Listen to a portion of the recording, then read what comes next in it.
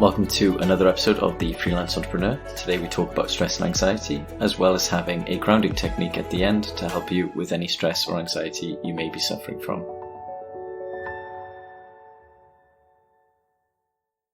I'm pleased today to welcome Ruth Friedman to the show. Ruth is an executive and life coach specializing in managing stress and building resilience.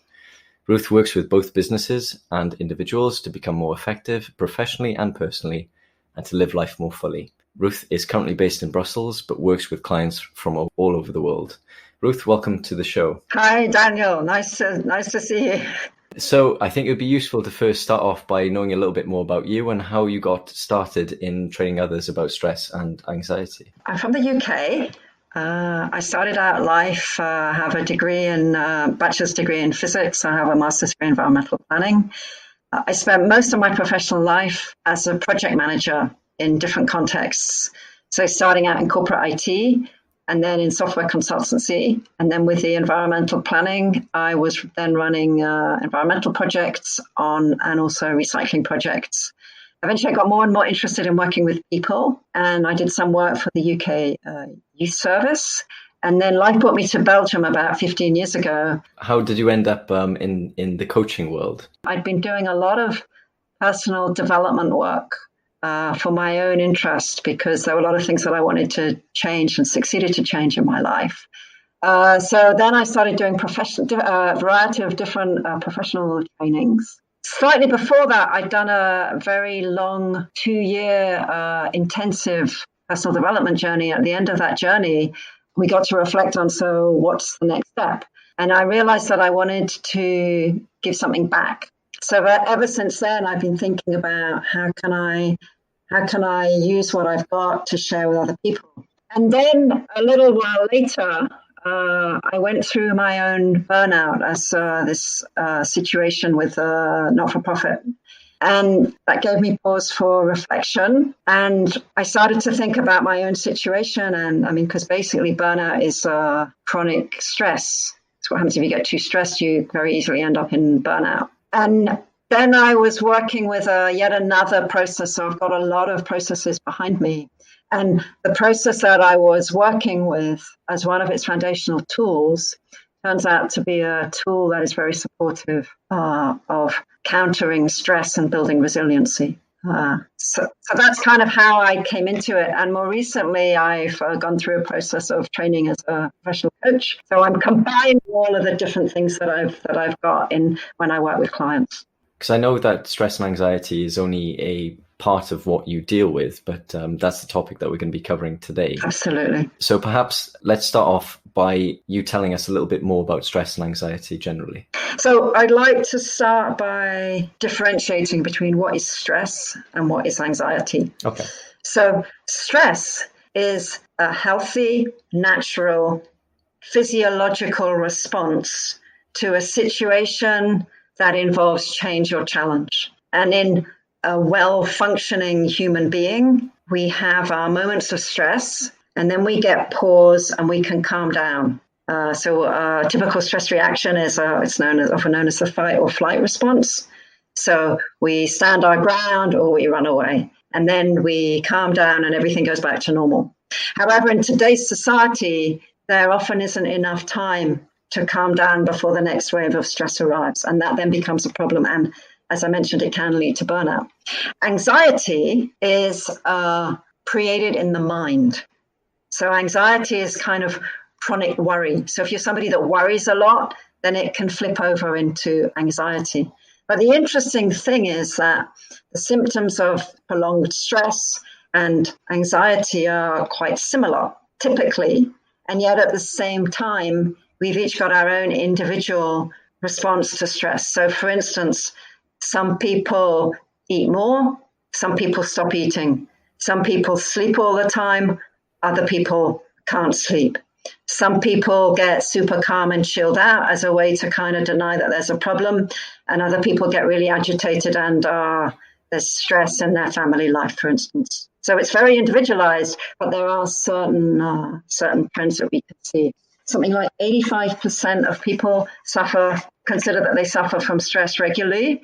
And it's especially common for people in kind of under 30. So it's a worrying sign for the future. I was going to ask about that. I mean, a lot of people attribute the increased or alleged increase in anxiety or stress levels, a lot of it to social media. Do you have any comments on that, or what are your thoughts on social media generally and perhaps its effect on people's anxiety, stress levels, perhaps by comparing themselves to others who are in similar situations but might be doing a bit better than they are? What I see is that social media is a place that we often go, and myself included, when we're not feeling very good about ourselves and where we distract ourselves. It's like you can binge out on, watching Netflix or television or hanging out on social media, and social media is addictive. So you're scrolling through and you want to get to the bottom of the page. And of course, with Facebook, you never get to the bottom of the page. So it's very addictive. The way I see it, going onto social media is part of the freeze response, which is another physiological response. So from my perspective, social media doesn't cause stress as such. It can cause anxiety, because it's like you start worrying about, oh, well, this person is doing this and I'm not doing that and I'm not as good as them. But it's all mind stuff. So it's anxiety related, worry related. And for me, solving the issue of anxiety is it's more complex, because you're kind of working with the mind. So you need tools that can unpack what's gone on to create anxious behavior. And behind every behavior is a mindset. And often the mindsets are deep in the unconscious. So by talking about possible mindsets and checking in with the person, you can bring it to awareness. And awareness always brings choice. So that's the fundamental process that we go through, is by talking about stuff to understand what's behind it. And normally, or I want to say always, there is a very good reason why you've come up with a mindset that you have, based on something that happened to you probably a very long time ago, that you develop a strategy that was very creative at the time, but then it tends to get fossilized and we behave as if we're still in the situation that we were in a long time ago. You've sort of touched upon my next question, which is, why is it important to talk about it? I know from personal experience, I find it quite difficult to open up about stresses and anxiety generally. Just as a general question, why do you think it is important that we talk about these things? Is it helpful to your clients who perhaps are quite resistant to talking about it? Does it help them when they do finally open up? So one of the things talking about it does is it helps to normalize the situation. Because especially with something like anxiety, we think nobody else knows what this is like. And we feel really alone. And I couldn't possibly talk about that. People will think I'm weird or whatever. And that tends to accentuate the problem. So the very fact of talking, it helps to build a social connection, which is one of the things that calms down the nervous system. So that's one piece of it. The second piece of it is what we've already touched on, is that by talking about it, we get more of an understanding about it. And then it gives us tools that we can start to make different choices because we've got more awareness about it. What are those tools that you mentioned in terms of combating stress and building resilience to it? So some of the tools, when I speak about them, may sound really, really basic, but in actual fact, they're incredibly effective. So right now, for instance, we're doing this podcast, and I must admit, I'm just slightly nervous. Yeah. So at the same time as talking to you, I'm aware that I've got my feet on the ground, and I'm just taking a moment now to feel the connection between my feet and the ground and the support that's there for me from the chair that I'm sitting in. And I'm just checking out the environment. And these are all things that help to calm down the nervous system. So technically, we talk about orientation. So I'm orienting to my physical environment, and I'm also orienting my physical body. And that brings there's a sense of spaciousness that, yes, I'm in this moderate, slightly stressful situation with you on this podcast. And, life is good. It's a sunny day. All the trees are in blossom. and I'm enjoying my space. And that helps to calm down the nervous system. It's called grounding. Is that correct? So it's called, different people call it different things. I call it grounding. Some people call it centering. Other people call it grounded presence. But some people call it orienting. And it's like these days, there's so many different people working, and everybody has to come up with their own vocabulary and their own methodology, but they're all basically the same. What are some of the techniques that people can use? You mentioned being conscious of, for example, the position of your feet on the ground or your environment. Are there any other good ways that you found that maybe have helped clients in the past? I'd like to tell a story of one of my clients. She started coming to me about maybe a year and a half ago. So she's a woman, I think she's in her early 30s. She's a high potential and she works for a large multinational company, and she's a scientist doing research into products. And as part of her work, she has to do a lot of presentations. And when she started to come to me, she told me that she had these pills, and fairly regularly she'd pop a pill and then she'd be okay. But she didn't feel good about resorting to chemicals to manage her state. So she learned to give herself this process where it takes, like, maybe at the beginning it takes, like, say 10 minutes to really get into it and really become aware of your environment and your physical body and everything that's going on. So that already gives you a sense of distance from a new perspective on the fact that there's this aspect of you that is about to give a presentation. And we carried on working on different topics. She was integrating it. So every time before she went to give a speech, she'd do this grounding process. And most of the time, it was better. But every once in a while, it would still come up. But one of the things she realized is that she's not the only one that gets nervous before giving a presentation. She understood that nobody was judging her, because that was her thoughts at the beginning, that she was being judged for being nervous and da, da, da, da. So nowadays she goes, oh, well, I'm a little bit nervous and I know that by the second slide I'll be fine. So her anxiety hasn't completely gone away, but nowadays she's comfortable with the levels of discomfort that she has. So it's not like we suddenly stop being anxious or we suddenly stop being stressed, because actually that wouldn't be healthy. Stress is a natural physiological response to dealing with challenging situations. So we need stress. It's positive. But if it's overwhelming or if it's blocking us, then it becomes a problem. Yeah. So I want to give another example on the anxiety side, and that's something that, especially at this time with all the lockdowns and everything, I myself have been feeling quite anxious about a lot of situations. So I kind of tuned in with this method. It's called focusing, where you actually get to listen to what's going on inside your body. And I realized that there was a part of me that was saying, hey, Ruth, this is a difficult situation. And instead of like pushing it away and pretending it wasn't there, which is what I was doing before, I realized, oh, this is a part of me that can really help me. So now, because I've recognized that there's this part of me that wants to help me, it's helping me make sure that, when I've been outside, I'll come back and I wash my hands.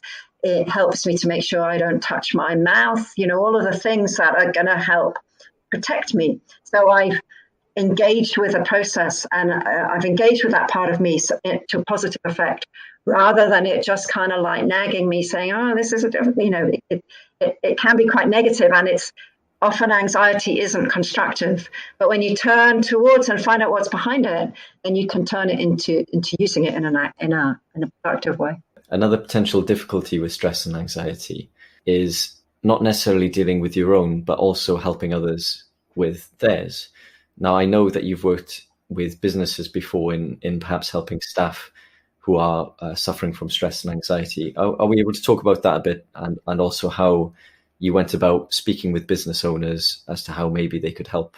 From what I've seen, talking with individuals and also with companies. So I, as part of one of the trainings I did a research project into burnout, and I spoke with about a dozen companies based in Belgium, and I got a lot of insights into how it's playing out in companies. One of the things I found out was that often stress is caused by challenging relationships, and it's caused by unrealistic expectations of how much work a person can do. So that translates into people being overloaded with work. They're given deadlines that aren't realistic, and they're told they've got to achieve X, and they've been given a date, and then they feel a lot of pressure because everybody wants to satisfy the requirements of their job and their boss. So those are the key areas that I address, and if you give somebody a new piece of work, you have to create a space where they can put something else down, because we can't continue doing more and more and more and more. We're not machines. We're human beings. So do you have any case study examples that spring to mind that you might be able to tell us? I find it interesting. So from talking to the different companies, there were a lot of different strategies that were being implemented. So some companies were putting it in a gym or trying to prevent people eating unhealthy food, because it is true that exercise does reduce the stress levels. But what they were finding was that the people that were going to the gym were the people that do exercise anyway. They weren't attracting the people that were suffering necessarily from the stress. Other people were trying to put in mindfulness practices. Mindfulness works for some people and is very effective for some people, but it's a spectrum, and it works less well with other people, and other people need to look at what's blocking them from getting to that relaxed state. So when I work with companies, I talk quite a lot. I help them to understand the physiological side, and then we give tools, and then, I encourage them as much as possible to educate others and to normalize it. So to understand that, well, this is a stressful moment. Our company is going through a lot of change, and to be tolerant of each other. And I also encourage them to find compassion. So, and it's interesting because it's easy to find compassion for people that we identify with, for people that we like. And it's much harder to find compassion for the people that we find challenging. And that is the work. How do you find compassion for this annoying employee that you believe is lazy or that you believe is not pulling their weight? And you need to talk to the person to find out what they're struggling with. And I want to say rehumanize them. That's interesting. So would that involve things like having a meeting with the boss and the employee, or what are some of the ways that you go about teaching that? The work that I do, I give trainings for groups of people, and then sometimes issues arise. So, for instance, working into the European Commission, talking about resiliency, talking about stress management, and sometimes stuff comes up from the client, and then you need to kind of take it further in a different setting. But the generic tools are very useful for a lot of people, and then they can apply it in their own contexts. It's just giving a manager an awareness that he needs to be compassionate for the people that he wants to do certain things. It can be, a real eye-opener for them that they need to be compassionate for people that they find difficult, for instance. And then it's for them to go away and take it further within their own context. What resources do you offer to your clients, or where can they find you or learn more about you? So when I'm working with a client, I will give them tools and exercises based on their individual circumstances. When I'm working in a company, obviously, I will go in with a set training and then do trainings or coachings depending on the requirements of the client. I am offering currently through the lockdown period, I am offering a free support group on Monday evenings, and I also offer a free 30 minutes coaching call if somebody's possibly interested in working with me. You can find me online, ruthfriedman.com, probably the best place to start. I'll put a link down in the description so people can find it very easily. And Ruth, that's the end of our interview today. So is there something that you want to leave with? One final pearl of wisdom, maybe a technique that we can use for grounding, a personal favorite, or anything you want to sign off with, basically? So my little pearl of wisdom then is to recognize that we all go through difficult moments in our life, and that we're not as different from each other as we would like to imagine, and that we are interconnected, we're connected with each other, we're connected with the world. And it's important that we remember that we're not isolated, heads on legs running around, but that we're a whole person as an individual, but that also that our communities and that we're part of something that's larger than we are. The more that we can recognize that, I think that in and of itself is something that will help calm us down. Wise words, especially in these times. Thank you. Well, thank you very much, Ruth, for today. It's fantastic speaking with you. Okay, you're very welcome. So ordinarily this would be where I end the episode, but today Ruth has recorded 5 minutes of her grounding technique, so I'll leave you with that. Don't forget to subscribe in the meantime. So just let's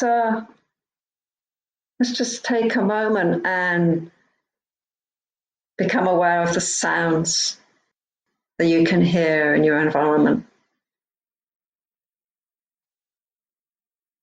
Maybe you can hear sound of traffic.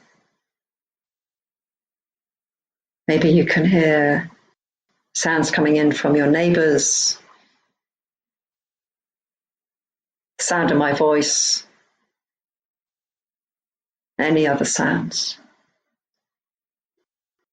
And you might like to become aware of the quality of the light in your space, whether your eyes are open or closed. You might like to become aware of the temperature. And I invite you to become aware of the space around you, your position in the space you're standing in, the distance from walls, windows, doors, the height of the ceiling, and the ground under your feet. And I invite you to become aware of which parts of your feet are connected to the ground. Maybe your heels, maybe the balls of your feet, maybe your toes, maybe the sides of your feet. And notice how your weight is, whether your weight is more forwards or more back, more to the left or more to the right. And just experiment with that. And if you're sitting, I invite you to become aware of the support that's there for you from your chair. Contact between your body, your thighs, perhaps your back, perhaps your arms. Getting the support from the chair. And I invite you to become aware of your head and your face. And if there's tension, see if you can just allow it to be there without needing it to go away. And I invite you to become aware of the front of your body, your throat, your chest, and your belly. And I invite you to bring your awareness inside and notice how the inside of your body feels. Maybe there are parts of your body that feel more tense. Maybe there are other parts of your body that feel more relaxed. Maybe there are parts of your body that feel more warm and other parts that feel more cool. Or maybe it's pretty even. Just notice however it is. And I invite you to be aware that, you're a whole person.